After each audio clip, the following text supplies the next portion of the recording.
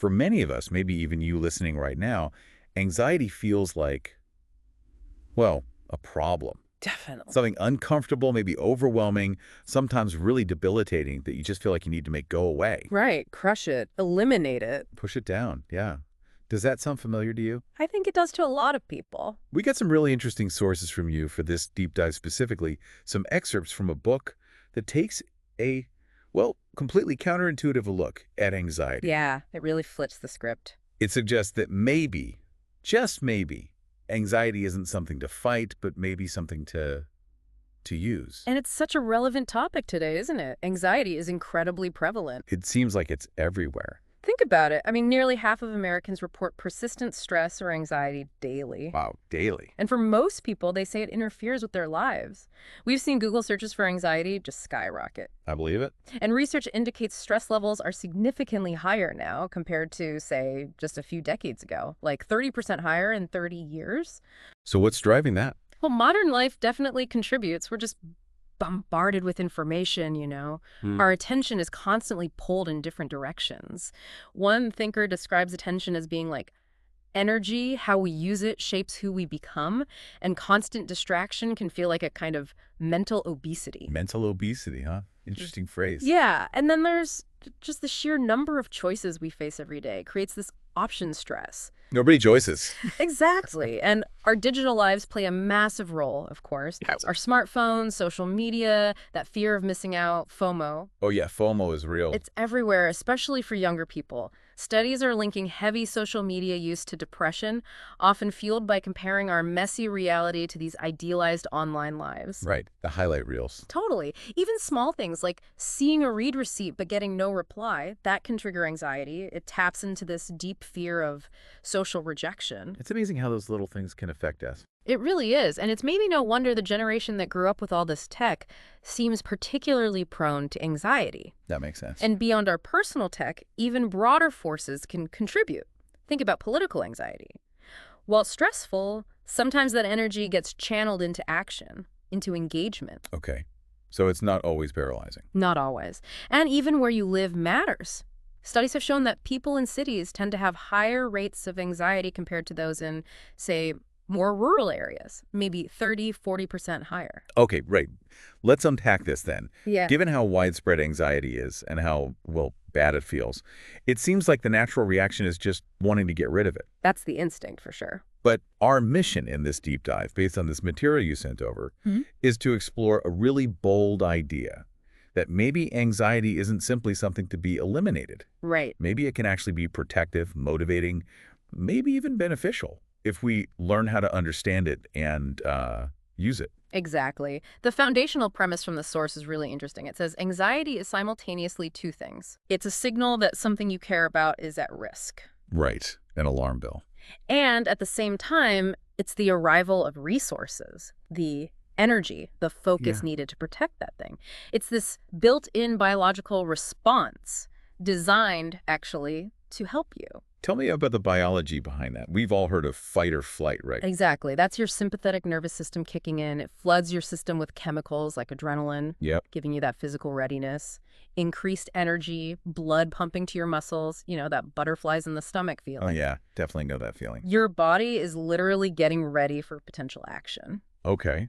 And at the heart of this whole process is a part of your brain called the amygdala. Sometimes it's called the fear circuit. It helps trigger this really rapid response. So it's automatic. Pretty much, for immediate threats.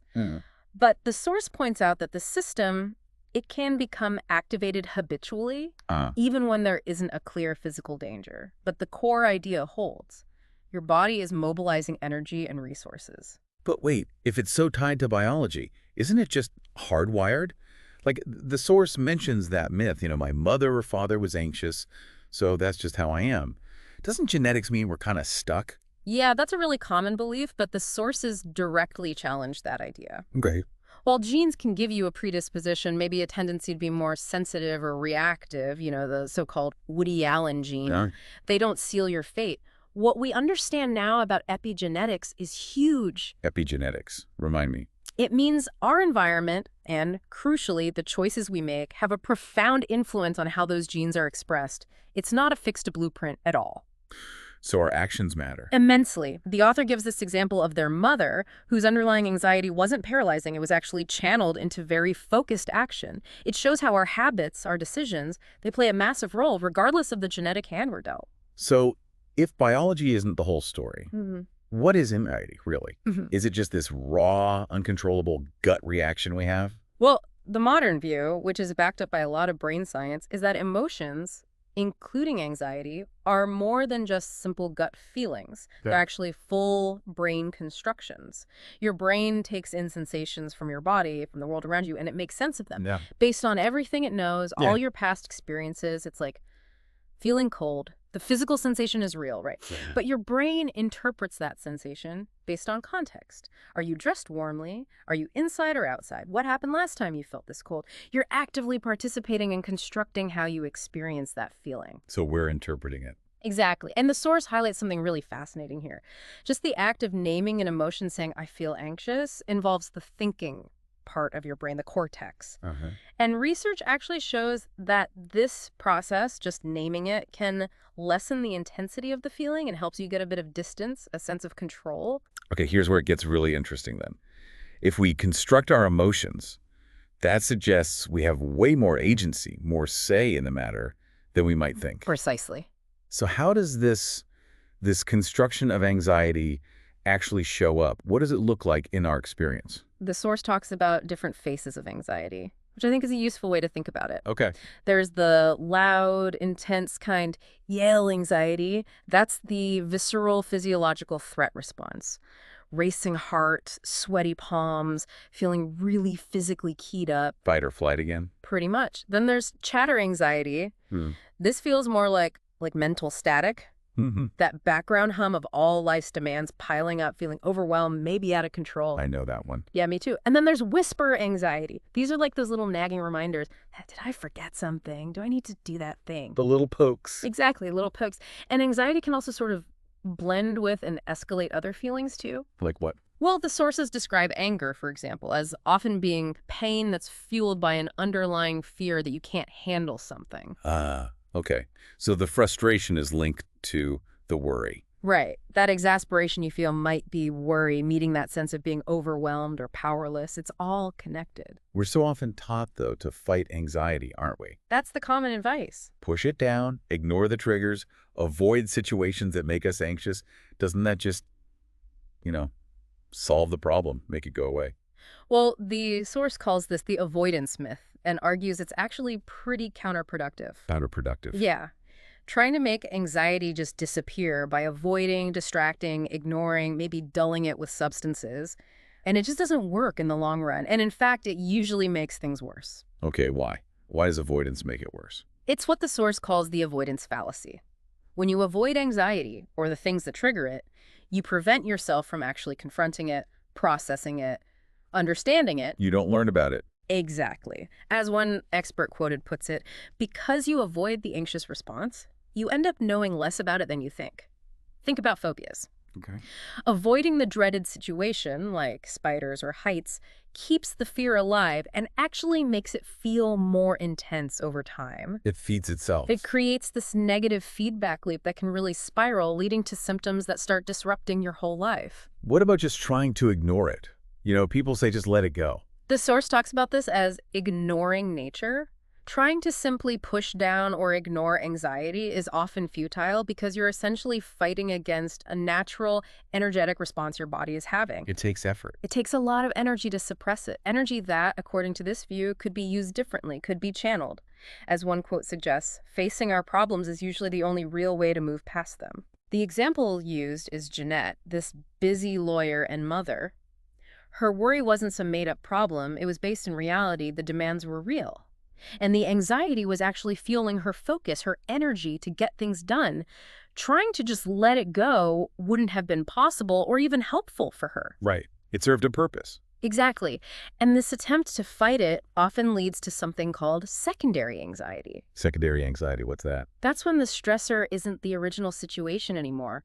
It's the feeling of anxiety itself that becomes the problem. Ah, being anxious about being anxious. Precisely. Resisting the anxiety, fighting it, actually increases the sensation. This is super common in panic attacks. The fear of having another attack becomes the primary source of anxiety. That sounds exhausting. It is. The internal fight just escalates, creating this bigger, harder to deal with force. And the underlying flaw in this thinking is often the belief, I can't handle this feeling. The story of Brian and his cat illustrates this. His initial anxiety was manageable, but it got massively compounded by his avoidance and his attempts to suppress the feeling, which ultimately left him feeling totally helpless. Let's take a quick look maybe at how different thinkers have viewed anxiety over time. Hmm. Drawing from the sources, it seems it wasn't always seen quite the way we see it today. That's right, it's evolved. For instance, back during the Industrial Revolution, there was this focus on something called neurasthenia. Neurasthenia. Yeah, basically nervous exhaustion, was sometimes called industrial anxiety. It was linked to the new pressures of the modern world, the speed, the technology. Okay. And interestingly, it was initially seen as affecting women more, based on the belief they were somehow less capable of handling this new, fast-paced world. Wow. Okay. Later on, you have thinkers like Freud. He saw humans as fundamentally driven to reduce tension. Right. Pleasure principle. Exactly. And he believed avoidance, what he called defense mechanisms, paradoxically increased anxiety in the long run. So avoidance was bad even then. In his view, yes. He felt relief came from consciously experiencing and processing these difficult feelings, making the unconscious conscious. And it's interesting, modern brain science actually supports this in some way, showing that naming emotions can reduce their power. Fascinating. Then you have others like Maslow with his famous hierarchy of needs. The pyramid, yeah. He viewed anxiety as a signal that some fundamental need wasn't being met, whether basic safety or higher needs like purpose. He even saw conflict, maybe what we'd call neurosis, as a sign of a certain kind of health compared to just apathy or hopelessness. It meant you were at least striving for something. So if anxiety is a signal, like an alarm bell, what exactly is it signaling? And how can this feeling that's often so uncomfortable actually be, fuel? Well, as the source keeps emphasizing, anxiety is fundamentally a signal about something you care deeply about. Okay. Something that feels at risk. Something that needs your attention, maybe your protection. It's not just random noise or a sign of weakness. It has meaning. It has meaning. And it truly can be fuel. The idea of anxiety as fuel refers to that biological and chemical energy boost it provides. The adrenaline rush. Partly, yeah, but it's more than that. Right. The neurochemicals released actually tap into your brain's motivation system. The dopamine circuits linked to desire, reward, pushing forward. Oh, interesting. This energy can help you break through old habits, overcome inertia. The example given is Nia. She used her anxiety about her pattern of unhealthy relationships to finally find the energy and the motivation she needed to seek out healthier connections. The anxiety propelled her. Okay, so it gives us the energy. But how do we take that energy and actually use it productively instead of just feeling overwhelmed or paralyzed by it? That's the key question, right? And that's where anxiety into action comes in. Action. Taking action is crucial because the very act of moving forward, of doing something constructive, actually helps lower the physiological anxiety response. Your breathing tends to slow down. That intense, keyed-up feeling can start to calm. Action helps relieve the internal conflict that fuels the anxiety, especially the kind that escalates because of avoidance. It creates a sense of control, maybe not total control, but a reality of control. Which fights that feeling of helplessness. Exactly. It directly counters the perceived lack of control that often makes anxiety feel so negative and unbearable. The sources talk about proactive coping. This means using the thinking part of your brain, the prefrontal cortex, to manage the alarm system, the amygdala. So overriding the panic button? Sort of. It's about actively adapting, improving how you interact with your environment, visualizing possibilities, planning solutions, taking concrete steps. But what about when we're just totally drained, burned out? Yeah. Does taking action still work when you're running on empty? That's a really important point. Fatigue definitely complicates things. Yeah. Because when you're mentally exhausted, your ability to regulate emotions is impaired. Now, anxiety can provide a temporary energy boost like a backup battery, through stress hormones, that dopamine push. A little kickstart. Right. But when you're genuinely tired, you have to be gentle with yourself. The source suggests practical strategies for this. Things like using external reminders, cheat sheets, digital alerts, Okay. sticking to routines, making self-care absolutely non-negotiable, and really focusing on noticing even small bits of progress to help direct that anxiety energy when your internal resources are low. So small steps. Very small steps sometimes. And this connects back to that whisper anxiety, remember? The nagging feeling about forgetting things. Yeah. The most effective action here isn't always doing the task immediately. Sometimes the most effective action is simply planning it, scheduling it, making a note. That act of gaining control over the possibility of forgetting is what quiets the whisper. That makes sense. The action is the planning itself. Ex- It really sounds like how we think about anxiety, our perception of it, is incredibly powerful here. How much does our perception actually matter in reality? Oh, it matters tremendously. The source really emphasizes this point. It's often less about the objective reality of how much control you have and much more about your perception of control. That feeling, that belief that you can impact outcomes, having what psychologists call an internal locus of control, is strongly linked to coping better with stress and anxiety. Believing you have some influence. Right. And one of the most striking findings mentioned comes from this large Wisconsin study. Okay. It found that it wasn't just high levels of stress that negatively impacted people's health and mortality. It was the combination of high stress and the belief that stress is harmful. Wow. So the belief itself was damaging. That's what the data suggested. People who experienced a lot of stress and believed that stress was bad for them had a significantly increased risk of premature death, like 43% higher. Another study linked that belief to a 50% higher risk of heart attack. That's staggering. It really is. The implication is that the energy of moderate stress might actually be fairly neutral. It's our response to it, our perception, our belief about it, that seems to turn it positive or negative. So people suffering from that secondary anxiety, stressing about stress. They are the ones who often seem to experience the most negative health consequences. So is it literally, it's all in your head? Well, yes and no, Mm-hmm. but in a powerful, actionable way, yes. Think about the nocebo effect. The opposite of placebo. Exactly. If Yeah. you strongly believe something will harm you, it sometimes can, even if it's objectively harmless. The example given is this Japanese study Oh, yeah? where people developed a rash from a completely harmless plant simply because they were told it was poison ivy. And conversely, when exposed to actual poison ivy but told it was harmless, they had less of a reaction. Incredible. Our minds are powerful. Incredibly powerful. Our thinking can absolutely tip the balance. Another example, Valium being less effective when patients don't know they're taking it. This relates to the idea of awareness, or mindsight, as one researcher calls it. Learning to observe your own mind, your thoughts, your feelings, including anxiety without being swept away by them. Mindfulness. Essentially, yes. Seeing what's happening internally without automatically reacting based on old habits or autopilot, it helps you gain perspective, make conscious choices. Research even shows that cultivating positive emotions can actually broaden your awareness, giving you more mental tools to navigate challenges. So, yes, managing anxiety really does involve working with what's in your mind, but in a very productive way. But if our perception, our way of thinking about anxiety is so deeply ingrained, how can we actively change it? It sounds hard. It definitely can be challenging. There's often a strong pull towards those old familiar ways of seeing things like anxiety is bad, must avoid. Right. But the source suggests we can consciously prime our brains beforehand, like mentally preparing for a difficult task or situation. You can consciously decide before you go in to approach the situation expecting anxiety, maybe even welcoming it as a signal that you care, that you're engaged. This mental prep can help you feel more in control when the anxiety actually arrives. Like those Norwegian parachute trainees mentioned, they learned to expect and manage the fear. Okay, priming. What else? A key technique discussed is anxiety reappraisal. Reappraisal. Yeah, basically reevaluating, reframing.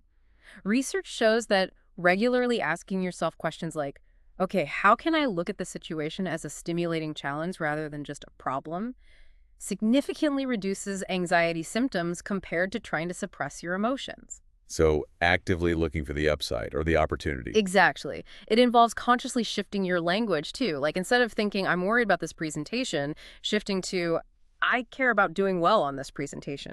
Or changing, I am nervous, to, I am excited, because physiologically they're quite similar. Or transforming, I am afraid I can't handle this, into something like, I am going to find a way to manage this. It's about redirecting the focus towards agency and possibility. That makes sense. Shifting the narrative. Mhm. Now, anxiety isn't just an internal thing, is it? It hugely impacts how we connect with other people. The source talks a lot about relationships. It really does, and it starts by challenging another common idea. The myth. Anxiety pushes others away. Because often it feels like it does, right? You withdraw. It can feel that way or look that way from the outside, but the source argues that fundamentally, the discomfort and confusion of anxiety often propel us towards our support systems.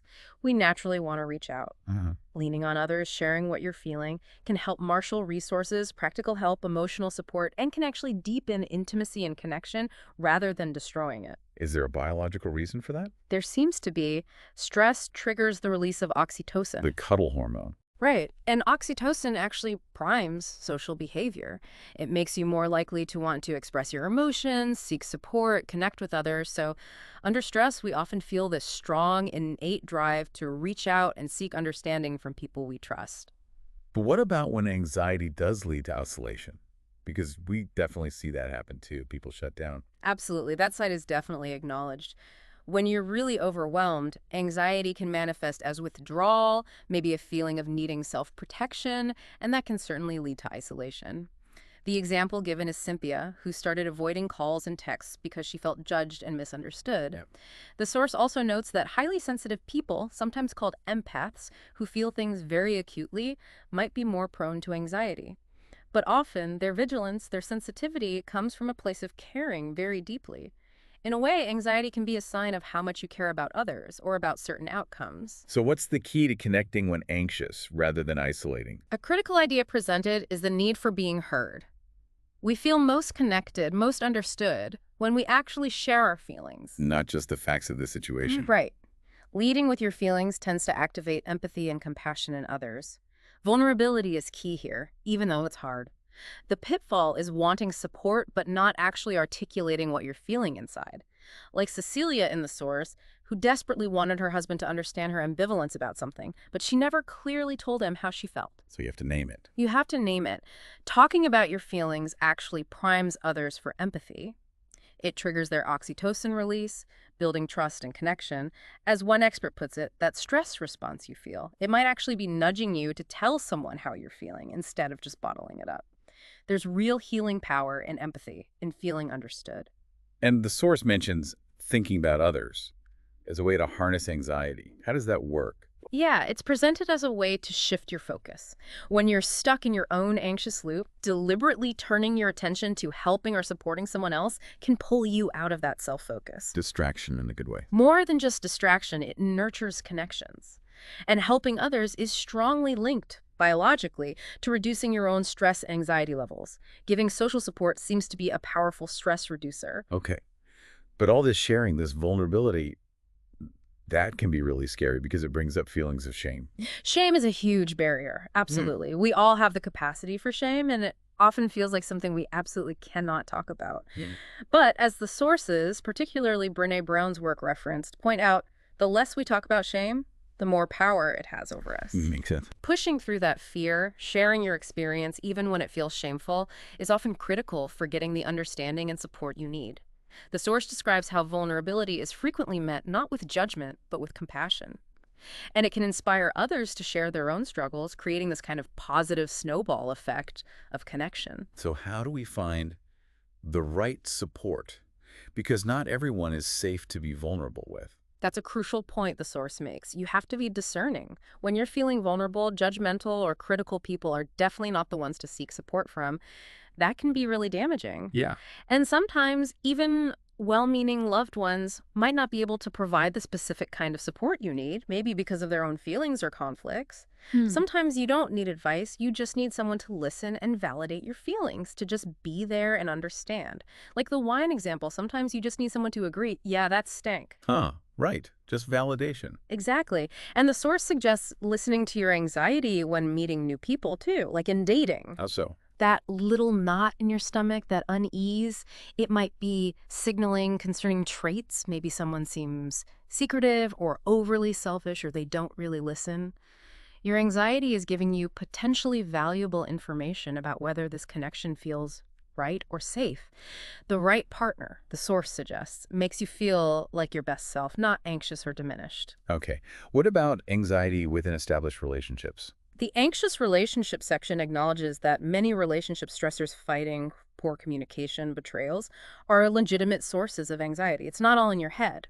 Right. Anxiety here often signals the need for attention, for focus on the problems. It can actually help you drill down into what's really going wrong. Mm. Then there's the issue of when trusting sharing responsibilities is hard, people who feel like they have to do everything themselves, the lone The wolves. martyrs, maybe?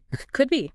This attitude can fuel resilience, sure, but also isolation and resentment. Hmm. Asking for help is hard for many people.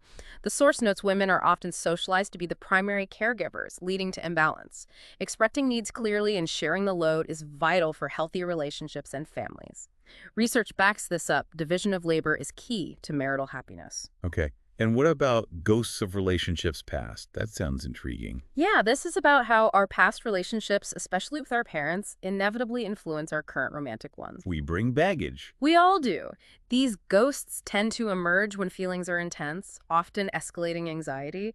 We might find ourselves unconsciously trying to recreate the best parts of past relationships, or maybe trying to fix the worst parts. We're drawn to the familiar, but also motivated to heal old wounds. So how do we deal with that? The challenge is to focus on what's real in the present relationship.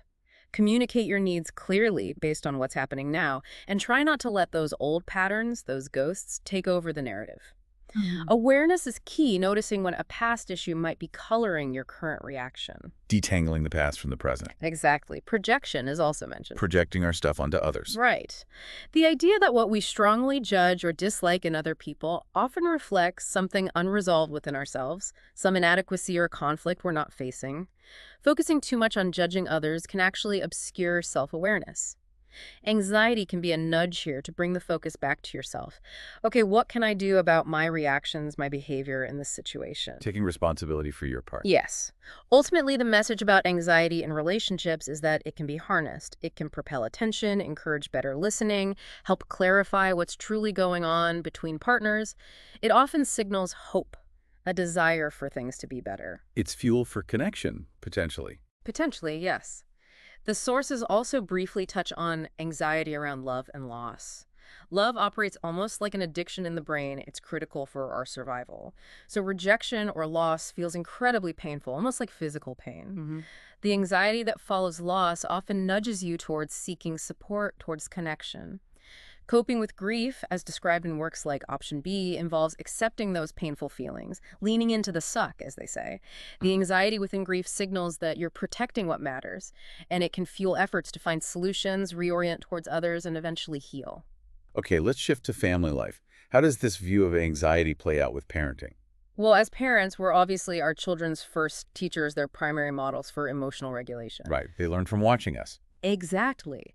Our own anxiety and how we handle it becomes part of the emotional environment we create for them. The source emphasizes how important it is to try and tune into our kids' feelings, which can actually be powerfully grounding for us too. And fostering open communication about thoughts and feelings from a young age is crucial for their emotional development. Those conversations around the dinner table or in the car. Definitely. The source also talks about the power of good enough parenting. Good enough, not perfect. Exactly. Parents are often incredibly hard on themselves, right? Yeah. We want the absolute best for our kids, and we can have these ruthless expectations. This is often fueled by anxiety. Yeah, the pressure is immense. It really is. And parenting is exhausting. Negative self-talk just increases frustration and burnout. The message is, be gentle with yourself. Resist those external and internal messages constantly telling you you're not doing enough or aren't good enough. That belief is toxic. Striving for perfection is driven by anxiety. Aiming for good enough provides stability, reduces pressure, and actually teaches kids a more realistic and sustainable standard for life. That's a relief to hear, honestly. Isn't it? And it connects to empathy and attachment. Effective parenting is deeply rooted in empathy, trying to see the world through your child's eyes. Studies mentioned show that kids tend to experience more anxiety themselves when they have parents who are critical, doubtful, or emotionally cold. So our emotional availability matters hugely. Hugely. And we need to remember that anxiety in our children is a very real thing. It's not just adults. Kids have worries, fears, shyness, but parents sometimes underestimate the intensity of their kids' fears. Children are still learning to understand and manage their big feelings, and they look to us for guidance. Our job isn't to somehow protect them from all anxiety, or worse, tell them to just shut it down or get over it. Right. Our job is to notice it, help them name it sounds like you're feeling worried about, and guide them in developing coping strategies. Belittling their fears just teaches them to mistrust their own feelings and leads them down that path of avoidance we talked about earlier. It validates their experience instead of dismissing it. Exactly. And development matters too. Adolescence, for instance, is naturally a time of intense feelings. They're learning about proportionality, about navigating huge physical, social, and academic changes. Big transitions. Massive. Wounds from youth can linger, habits can persist. Developing social skills is crucial during this time. And it's important, the source says, to keep kids in the arena of trying, not to appease their avoidance by letting them opt out of challenging situations too easily. Building resilience. Right. Interestingly, a study mentioned found the most common reason teens lie to their parents isn't to get away with something bad, but because they don't want to disappoint them. Wow. That's telling. Isn't it? Teen anxiety is almost a natural state given everything they're going through. Their brains are still learning decision-making under stress. Peer opinion feels central. Social acceptance literally triggers reward centers. Anxiety is actually critical for motivating them to navigate this complex time. And what about young adults? The source mentions rising anxiety there, too. Yes, the data suggests adults under 35 report higher anxiety rates, and those rates seem to be rising steadily. They face huge pressures, career, finances, relationships, finding their place in the world. An APA study found that millennials, for instance, often report lacking effective stress management strategies. The example given is Sarah, a young professional whose chronic morning nausea, likely anxiety-related, lessened significantly only when she consciously let go of trying to do everything perfectly herself. Paradoxically, relinquishing some control helped her feel more in control and less anxious. Letting go to gain control. Interesting. Okay, let's talk about work. Anxiety at work seems like a huge source of stress for so many people. Oh, absolutely. Workplace anxiety is incredibly common. It can stem from daily tasks, time pressures, dealing with difficult bosses or coworkers, or those bigger picture worries about career paths, job security, retirement. All of the above. Right. And again, the source frames anxiety's alarm here as awareness. Awareness of things you care about at work. Your performance, your reputation, your contribution, your financial stability that might be at risk. Anxiety is like the system breaking the glass, pulling the fire alarm, and handing you the extinguisher. The motivation to protect those things. Exactly. It provides motivation. And this connects to the concept of eustress. Eustress. Positive stress. It's the idea from Hans Selye that a certain level of challenge or pressure can actually be beneficial. It can lead to that feeling of flow, being fully immersed and energized by a task, performing at your peak. When you're in the zone. Precisely. Research mentioned suggests that some anxiety at work can actually be good for performance. It helps you work harder, prepare more thoroughly, perform with more intensity. So being completely relaxed isn't always the goal. Not necessarily, no. The source pushes back against the idea that happiness lies in just clearing your to-do list or escaping work entirely through retirement. Really? Retirement is often seen as the ultimate goal. But studies show a significant risk of depression sometimes increases after retirement, maybe by 40%. Work, when it's meaningful, is linked to well-being. It provides structure, social connection, an arena for growth and challenge. So it's about finding the right kind of busy. The right kind of busy, exactly. The story of Patrick is used as an example. He was demoted partly due to his overwhelming anxiety about his workload and difficult colleagues. He felt overwhelmed, disrespected. His path forward wasn't just about finding a new job, but about learning to manage his current situation better. Tolerating the discomfort, finding pockets of control through better time management, avoiding procrastination, and crucially, learning how to advocate for himself. Using the anxiety as data and fuel. Learning coping skills within the stressful environment. Right. And dealing with difficult people at work is a big source of anxiety. Social challenges add another layer. You can't control how coworkers perceive you, and worries about that are really common. Examples given include colleagues undermining competence, bosses unfairly blaming, people stealing ideas. Office politics. Ugh. Yep. Then there's Jane's situation, another example of industrial anxiety. For her, work was deeply tied to her identity and sense of financial security. It was like a safety behavior. She was intensely anxious about retirement, even though she objectively had enough money saved. Her anxiety wasn't really about the number. It had attached itself to the idea of money and security, leading her to sacrifice other parts of her life to earn and save more. Ironically, all in an attempt to reduce her anxiety later. The anxiety created the problem it was trying to solve. Kind of, yeah. It became its own loop. The source also briefly touches on challenges specific to women in the workforce, like some choosing to drop out or lean out early, perhaps hedging against perceived future conflicts between career and family, a decision often driven by anxiety about making those tough choices down the line. Complex issues. Very. And finally, the source mentions how effective coaches like Phil Jackson in basketball or Asante in squash actually teach their athletes to embrace fear or anxiety. Embrace it. Yeah, not to eliminate it, but to get intimate with how it works, understand its energy, and learn to transform it into something productive, finding safety in moving forward into the anxiety rather than running from it. Fascinating. Now, the source also connects anxiety to trauma and healing. How does that link work? Well, while clinical trauma usually refers to specific life-threatening events, the source suggests that the trauma process, that feeling of being overwhelmed, helpless, with your coping mechanisms overloaded, can happen with other intensely difficult experiences too. Especially perhaps in childhood when our sense of control is naturally limited. Okay, so it's about the overwhelming nature of the experience. Right, and this relates to what the source calls the science of buttons. Buttons. Yeah, those things that trigger a disproportionately strong reaction in us. Painful past associations, often lodged early in life, can cause these exaggerated anxiety spikes when something in the present touches on that old wound. The amygdala signals danger based on that past imprint, even if the current situation isn't truly threatening. You get triggered. Ah, okay, that makes sense. So how does healing happen? Healing often involves talking, processing. Crisis situations are inherently anxiety-provoking, but coping by talking about what happened, ideally in a structured, supportive way, helps build resilience and can actually prevent trauma symptoms from becoming chronic or fixed. Talking it through. Yes. Allowing the stress response, the cortisol release, to actually do its adaptive work.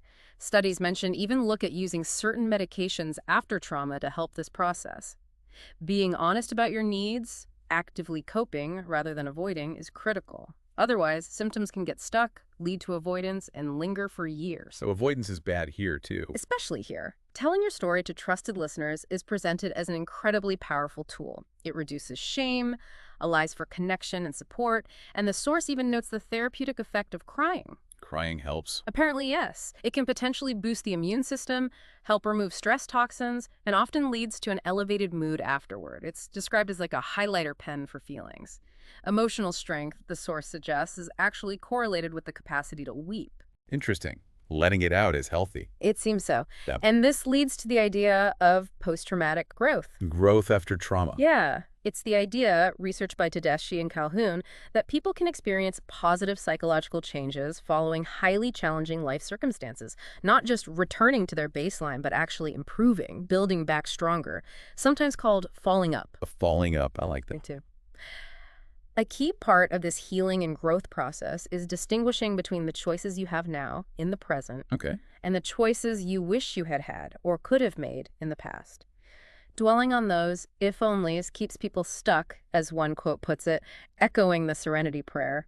The focus needs to be on what is controllable, which is almost always within ourselves, our responses, our actions now. Focus on the present, on what you can do. Exactly. So, okay, based on everything we've discussed, what can we actually do?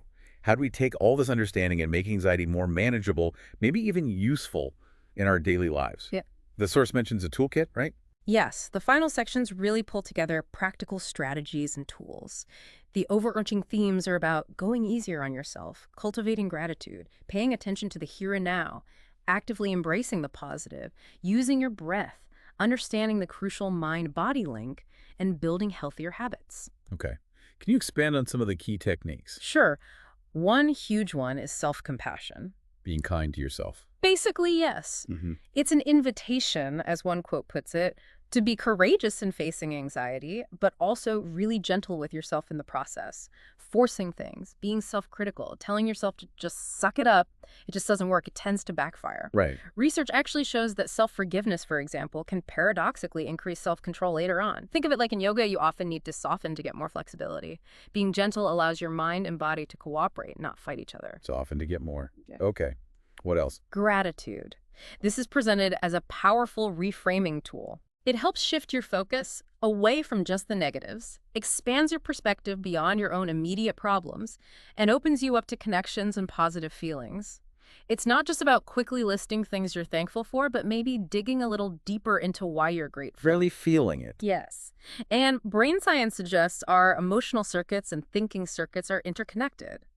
We can actually access and even shape our emotions through conscious thought. How you choose to think about your experiences co-creates how you feel about them. We have influence. Definitely.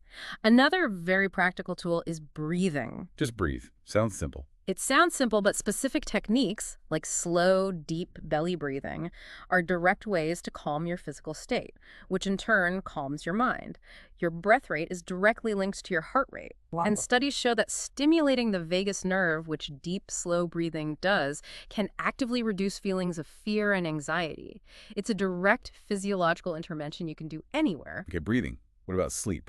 Foundational. Absolutely critical, but so often neglected. Chronic sleep deprivation is rampant. Maybe 40% of us get less than recommended. You'll see. Many of us are. Sleep is when your brain cleans house, essentially, clearing out toxins. Losing sleep just saps your energy, your efficiency, your ability to regulate emotions. It makes anticipatory anxiety much worse because it impairs the prefrontal cortex, the thinking part of your brain that helps manage the alarm signals. Getting enough sleep has to be a priority. Non-negotiable. Pretty much. And finally, thinking about your environment and nudges. Nudges? Yeah, the idea is that our environment has this huge, often unconscious impact of our behavior. We run on autopilot a lot. True. So choice architecture means strategically changing your environment to make the behaviors you want easier and the behaviors you don't want harder. Like putting the cookies on the top shelf. Exactly. Or the 20-second rule mentioned. If you want to start a good habit, like playing guitar, make it 20 seconds easier to leave the guitar out. If you want to break a bad habit, like checking your phone too much, make it 20 seconds harder, put it in another room. Small barriers make a big difference. Making the path of least resistance the healthy one. That's the idea. The sources also suggest specific questions to ask yourself to understand your anxiety better. Yes, they're really helpful for digging in. Questions like, how does my anxiety show up? Is it yelling, intense fear, chattering, mental overwhelm, or whispering, nagging worries? What do I really care about that feels at risk right now? What part of this situation feels like something I can't handle? Where do I feel trapped or out of control? Where is the internal conflict? Where do I feel torn, inconsistent, confused, or tug in different directions? What other feelings seem ramped up by the anxiety? Even what might my dreams be revealing about underlying worries? Lots to unpack there. And questions to explore taking action. Right. Once you have a better sense of the anxiety's message, you ask, what do I actually want in this situation? Not just what do I want to stop feeling, but what positive outcome do I want? How do I want to feel instead? What specific actions are genuinely within my control right now? What action am I most afraid of taking? What would I do here if I weren't afraid? Looking back, what do I wish I'd done in similar situations? What action step do I dread the most right now? Finding the path forward. Exactly. And then prioritizing those potential actions. Which solution addresses the most important conflict? Which actions feel challenging but achievable versus utterly terrifying? And if an action feels too scary, what smaller steps or support would I need to take it? The key is that taking action, even small action, provides energy. But you also need to be mindful that sometimes, as your body readies for action, you might feel a resurgence of those physical anxiety sensations. That feeling isn't necessarily telling you to stop or that you're wrong. It might just be confirming that your body is mobilizing the energy you need to move forward. So interpreting that energy differently. Right. Okay. So pulling this all together, what does this all mean? It sounds like the core shift this material proposes is that anxiety isn't just a flaw or something purely negative we need to eradicate. It's absolutely not viewed that way in these sources. Fundamentally, it's presented as a signal and a resource. Signal and resource. Yeah. It's seen as an invitation for growth, a call to pay attention and maybe step up in some way. And it provides the fuel for finding solutions. It signals that something you care deeply about is potentially at risk, and it simultaneously provides the motivation and the energy needed to protect it or move towards something better. It definitely takes practice, I imagine, and courage to start thinking about it this way. But this reframing understanding anxiety, learning to listen to it and maybe even use it, sounds like that's what puts you back in the driver's seat. That's the core message. You have choices. Choices about how you interpret the information anxiety provides, and choices about what you do with the energy it brings. And maybe, just maybe, the most powerful provocative thought to leave you with from this deep dive is this: that the very thing you thought was holding you back, your anxiety, might actually contain the energy that's pushing you forward. It's a completely different way to look at it. It really is. Thank you for providing these fascinating sources for our deep dive today, and thanks to you for joining us.